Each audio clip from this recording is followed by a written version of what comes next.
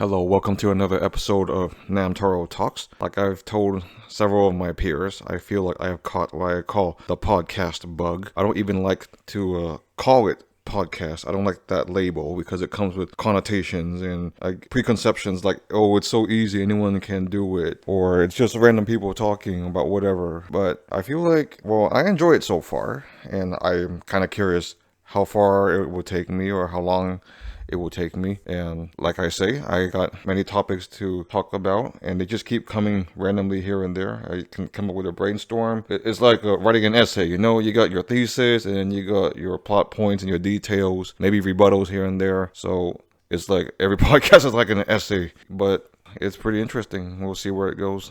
Well, anyways, today's topic, the main title of it is just enough. That's it. And I'll go into different ways you can take this word, this theme, enough. I guess the best general way to describe this term is something that's not too much or not too little, because if you have too little of something, you want more, but you can't just keep getting more unlimited way. It gets to a point where it's enough, like for example, you're hungry, you want to eat until you're full, or at least until you're satiated, not hungry anymore. It's like on a Neopets, when you feed the Neopets, where you don't want them to be like dying or starving, but you don't want them to be completely bloated or whatnot, completely full. So you want to find a happy medium in between. Yeah, so that's the common theme of enough. Happy medium, not too much, not too little, like enough to keep you content and make you appreciative and feel fortunate, enough to get by, So like you're cool with what you have. That not in excess, but not super stingy, but not super meager either. Yeah, I'll be throwing the word enough around a lot. I guess one applicable theme is or example is this this series I have. Okay, let's call it what it is, a podcast. I don't like the term podcast, but at the end of the day, it is what it is. Yeah, because to me, it's enough. Like I say, that I don't need like monetary sponsorships. I don't need like a giant audience of hundreds of thousands or millions. If I get that someday, that'd be a miracle. I'm not like counting on it, but to me, it's enough because I have the means and time and opportunity to do this, kind of as my downtime.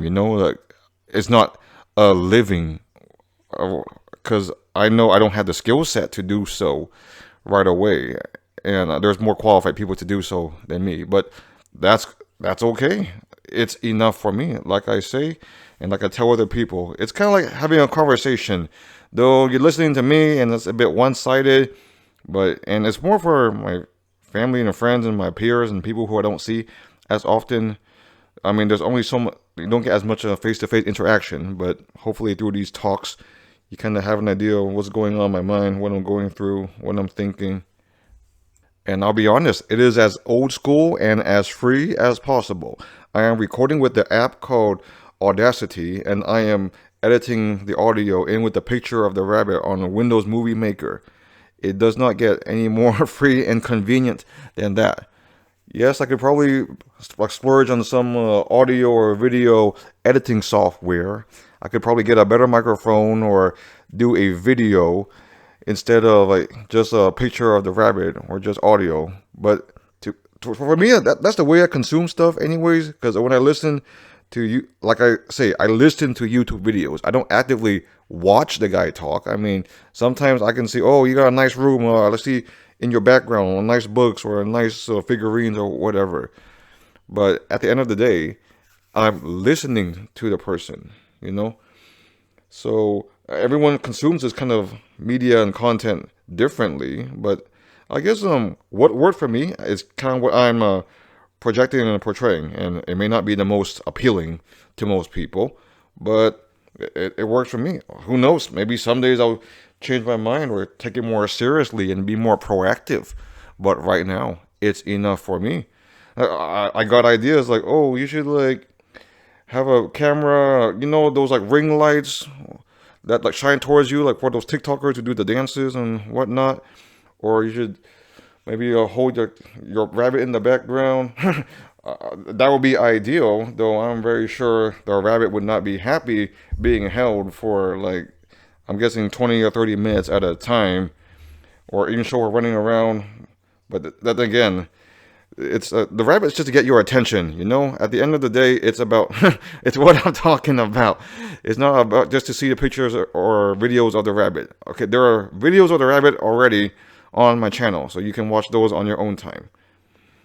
And another thing is, some people suggested I do a VTubing. I mean, if there is a affordable, reasonable means of that, and I can create my own avatar, I might consider that. But if I'm super serious about it, I know at least one or two people who can maybe get me introduced to that. But right now, I'm cool with what it is. And I'll be honest, sometimes I don't like how I look when I talk. So that's why it's this mainly audio format with a picture in the background. But hey, it's enough. Well, enough of the ramblings. Okay, see, there I go again, using the word enough. Well, it kind of ties back to the Maslow's hierarchy of needs. Yeah, so you took any psychology class, you likely learned about this hierarchy, or they call it a pyramid, but it's really just a triangle.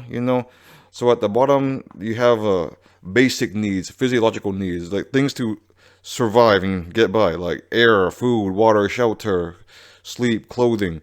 Then they keep going up levels, and the needs become more specific. Like the next level is like safety, such as health, employment, jobs, money. And the next level was friends, family, intimacy, love, connection. Then the next level is esteem, such as self-respect, status, recognition, freedom. And at the very tippy top, they call it self-actualization, where you are the best version of yourself. And everyone's sense of enough, it's at a different level on this Maslow's hierarchy of needs. And of course, ideally, you want to get as high as possible. But ideally, sometimes you get to a place where it's realistic, like maybe you're honestly not gonna get any higher, or you could get higher, but it's not worth the time and effort. So where you're at, you're cool with it. It's enough for you. It's to get by. I mean, you don't need to be a minimalist about it, but you're realistic about it. You understand what you have, and maybe the stuff on the higher levels, maybe it's not what it's cracked up to be. Maybe it's not exactly what you need, or maybe you gotta kind of decipher through what's superficial and what's not on your levels of needs, on what you consider enough. And I'll get into more of my personal takes on that later. So it's also ties back to this one study or book by Carol, was it Dweck, I think? Like between a fixed mindset and growth mindset. With the fixed mindset, it's like enough but warped in the wrong way. It's like, oh, this is all there is. This is all there ever is going to be. I'm good where it is. I won't get any better. I won't learn any more. Versus a growth mindset. It's like you see it's enough, but you see the potential. You see the potential for growth and improvement, and for things to get better. So it's not like you gotta find a balance. You don't want to be enough and be complacent and be okay. This is all I'll ever know, I'll ever see, I'll ever learn. But you won't be, oh my God, I gotta see more, learn more, do everything in the world. But you don't want to be like, oh, it's never enough. Like I'll never learn it. I'll never see it. Oh, you gotta be okay. This is what I got. I'm good with it. But I can get more of this realistically, enrich myself, enrich my circle, enrich my community. Then it's like slightly new levels of enough, and eventually you gotta be satisfied. You don't want to keep chasing something that you're never gonna catch.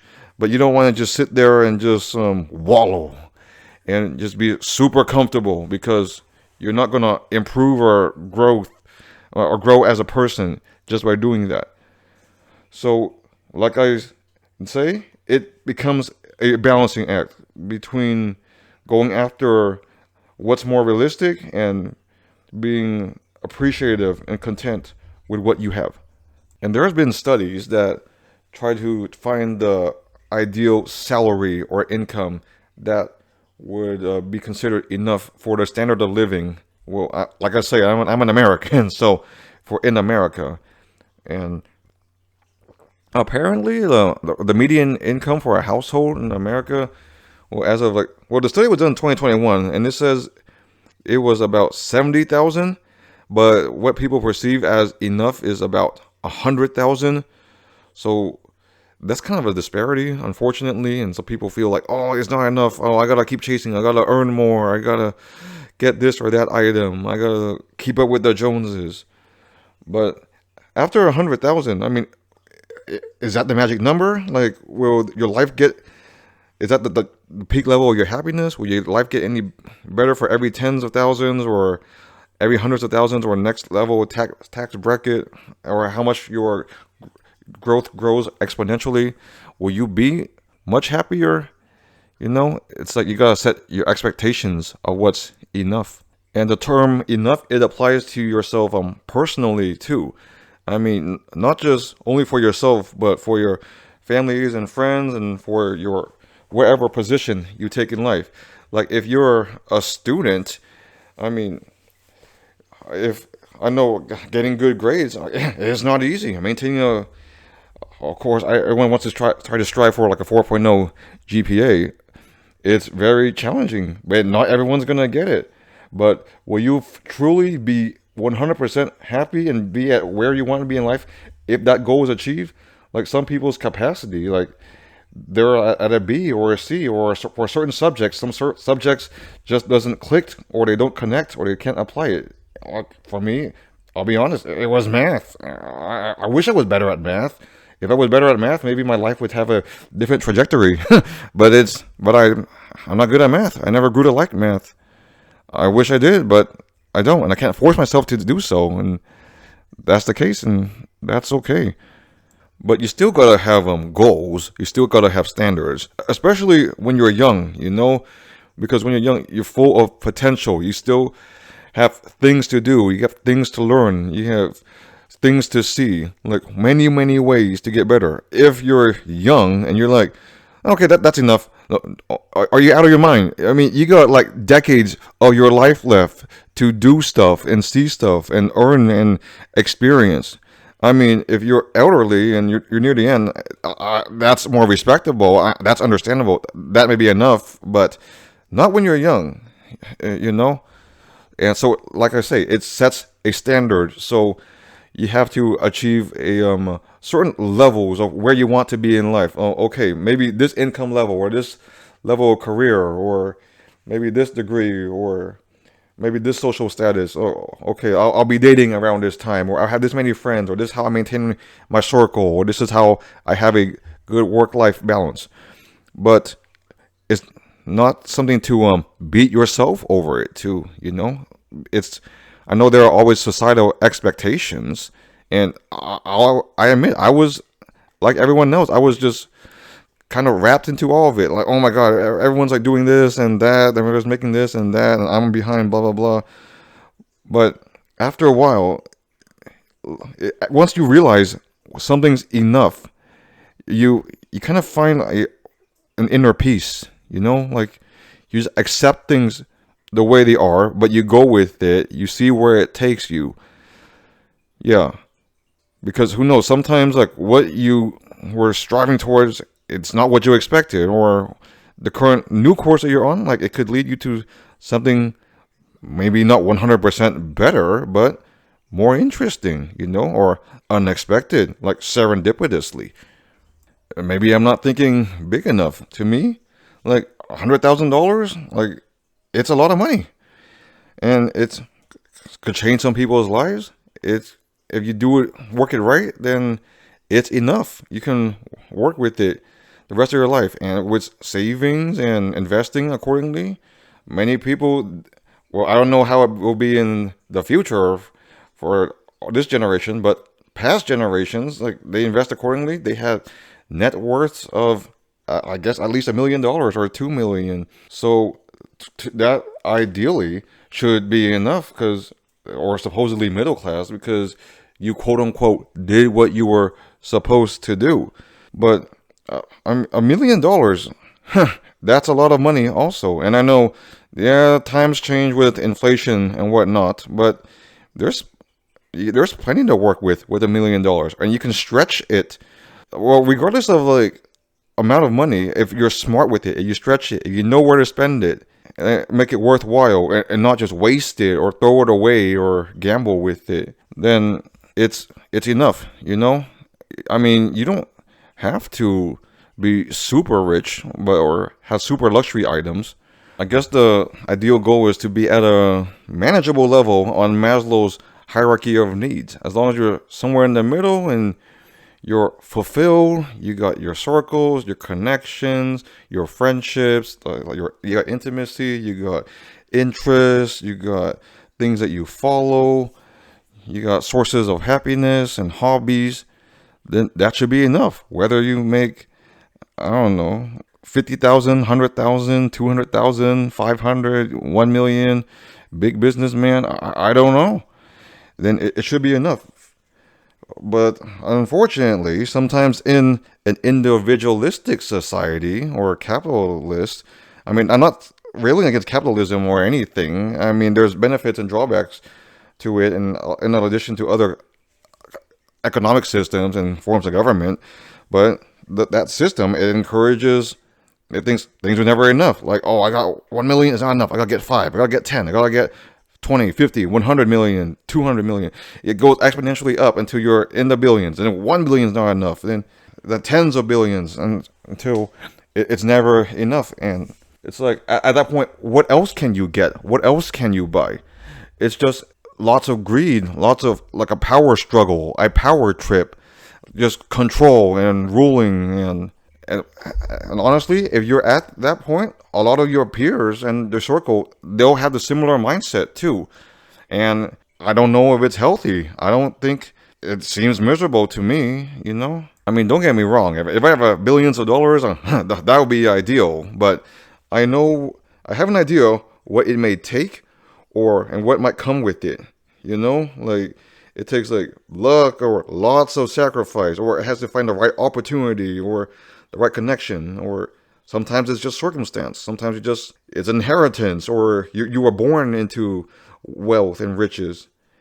And of course, it's not always a peace of mind. It's like there will be like fake people who try to get a piece of your wealth, and not to mention you gotta have advisors, and maybe your safety is threatened, so you gotta pay for security, and then you gotta keep track of where all that wealth is, and into this account, this asset, this investment.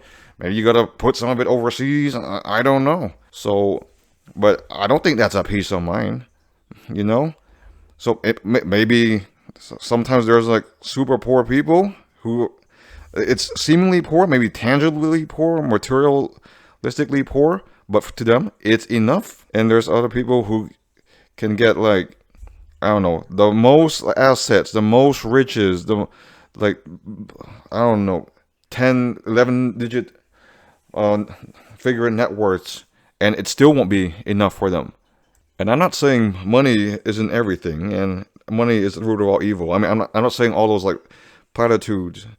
It's just there's many other factors, because if you keep going for things that are not enough, and around you, I don't know, people, they don't like you, they don't respect you, or they hate you. I mean, would that ever still be enough? Or you have like all those wealth, all those material items, all those riches, and you got the reputation, but your health sucks. You have some like chronic health condition, and it will never go away, and all the money you throw at it can never fix it. And if that was me, I mean, I would trade all that just for like a healthier body or a better standard of living, Well, that's just me though, Maybe my sense of enough is a bit warped, because I admit I had an academic goal, a professional goal, and I really staked everything about myself into it. I put so much weight into it. I placed my entire happiness and well-being, and I even said to myself, I would sell my soul for it, because if I didn't achieve it, it wouldn't have been enough. But now I achieved it. I mean, I am fortunate. I count my blessings, and I just look back and I don't know if it was fully worth it. I mean, it was worth it, but I went crazy for it. I jeopardized my mental health for it. I mean, I learned a lot from it. I grew from it. I gained experience along the way from it. But all for the sake of reaching a standard to finally say, okay, this may be enough. Because once I achieved those academic and professional goals, I mean, it opened a lot of doors for me because it allowed me to move on with the rest of my life and establish, well, eventually build my career and whatever friends and family relationship I neglected in the past, I slowly rebuild, rekindle them. And I'm not like a poor, broke student anymore. I'm not wealthy, but I have means. I can hold my own.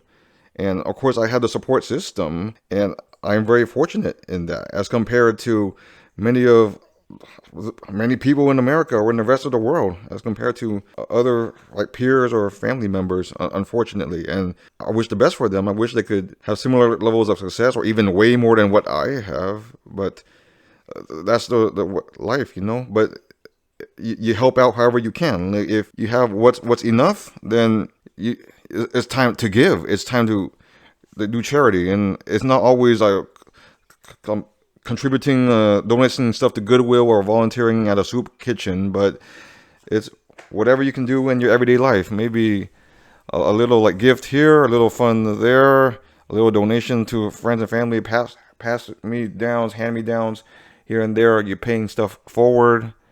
Yeah, like I could apply it to my everyday life, and pretty much all the food I eat or all the shows I watch. It's like, I gotta watch the next movie, listen to the next audio book, or watch the next YouTube video, or I gotta keep eating, like, trying new things, try new restaurants, or whatever. Or I gotta download a new song, make another mix, or even for this like episode or this podcast, I gotta think of new topics, think of more content, make the next episode. Well, not necessarily for me, but for like lots of other content creators out there.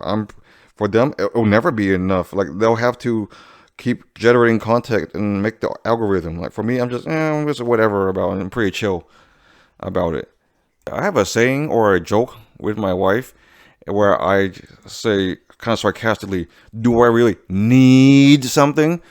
Yeah. So like if I go out to eat, it's like, oh, do I need that dessert or need that appetizer? Or I look around online and I get ads for like clothes or cool stuff. I'm like, do I need that hat or need that shirt? I mean, honestly, I don't need it, but it'll be cool to have. But at the end of the day, I'm just collecting.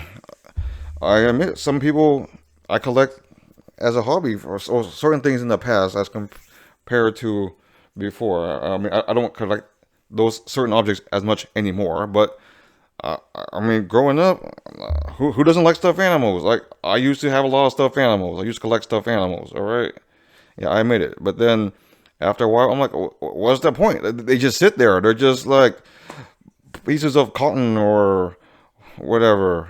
And then I just like kept them in the trash bag. And so I ended up giving them most away. Though the ironic thing is, I ended up buying more stuffed animals. But it's more like for decoration, if anything. It's not just stuffed animal just for the sake of it. So it's quote unquote adult stuffed animals. I'm just kidding. Oh, that can have a negative connotation, but it's like something that's worthy, more worthwhile. That's like a unique or collector's item, or representative, or limited edition. Yeah, it's more for display of anything. And honestly, personally, I don't see it as my collection anymore. We do it with, I collect it with my wife, and we just display it throughout the house. But if we give some away here and there, and it makes someone else happy, I'd be fine with that. So that's the thing about these tangible items. You gotta be careful how much I guess sentimental value you apply to it. It's like, I mean, like you would not die if you don't have that particular item anymore, or you had it at one point and it brought you a good memory and you used it and you enjoyed it, but if you ever depart ways with it, you gotta be able to make peace with that. And that applies to other stuff I collected in the past. I mean, I, with my fair share of traveling, I collected shot glasses and magnets. I'm very sure most people who've done their share of traveling have done so. Shot glasses and magnets. But then I realized that shot glasses were cumbersome and they're hard to store. And then all I had to do is keep them in a container. And shot glasses are for shots. And I don't even like taking shots that much anymore. And I don't. So I just gave them away to all my friends and only kept the few that I actually like. And magnets, they're so easy. You just go to a place, get a magnet, and you just, everyone has a refrigerator. Everyone puts the magnets on the refrigerator, and there's like giant crowds on your refrigerator. I collect magnets, my friends collect magnets, my parents collect magnets, and they have too many magnets that they have to buy their own magnet board because the refrigerator was looking too messy. But now I'm kind of more judicious with the magnets I obtain. It's unique to the place, or I wouldn't be able to get it so easily, or I wouldn't get tacky generic magnets. So you kind of like pick and choose, to make sure that your collection is enough but meaningful. And if you're sentimental, then make it sentimental. And not everyone is sentimental, but it's like you do it to make you happy, but you don't go overboard. You don't do it in excess. Another thing I collect are board games. I picked up the board gaming bug a few years ago, and then I researched board games. I bought board games. I traded board games. I sent out board games. I met up with people for board games, and my board game collection, it changed so much. Like, it's like my collection now, like half the games are gone and replaced with like another amount of games. It's like completely different. Same for stickers. I went through another sticker phase. I mean, I collect stickers at conventions, and when I went to Japan, there was like a sticker store in the major cities, and I just broke the bank on stickers. I remember like that cashier's face when I bought the stickers. She's like, "Really?" And I'm like, yeah. But because they're unique, and it was a pain in the butt to get them shipped from Japan, but luckily the stickers, they weren't all for me. That's the thing, when you have a means to share and collect, it's worth sharing. It's like you share that hobby to your friends and family and peers and anyone who appreciate it. Yeah, like souvenirs or whatnot. I give away stickers to a bunch of my friends, and like I said a bit earlier, I give shot glasses away, I give stuffed animals away, even clothes. I go through clothes phases. Whether it be hats or beanies or shirts or sweaters, and before I know it, my closet's getting pretty big. But I got friends and family, those who are similar size. I'd be happy to literally give the shirt off my back or the shirt off my closet, because maybe that's where I enjoyed it when I got it. It had meaning. I was sentimental. I represented it, but I don't want to take up too much space. That's another thing. You don't want to get to the point where it's hoarding, where it's super messy, and you have to Marie Kondo all your stuff. Because of the nature of my work, I go into other people's homes, but so I get to witness their homes, and there are many hoarders out there. It's like a bunch of useless stuff that they'll never likely use or never likely touch, or lost its meaning and sentiment like years ago. It's like antique shops pretty much, but for stuff that no one really wants. Like you can't really sell it as easily. Like the only way to get rid of them is to donate them or throw it away. And I don't want to ever get to that point. Well, the one category that I have not really a problem with the concept of enough is people. Because I don't know what the human capacity of people you can realistically keep track of in your life.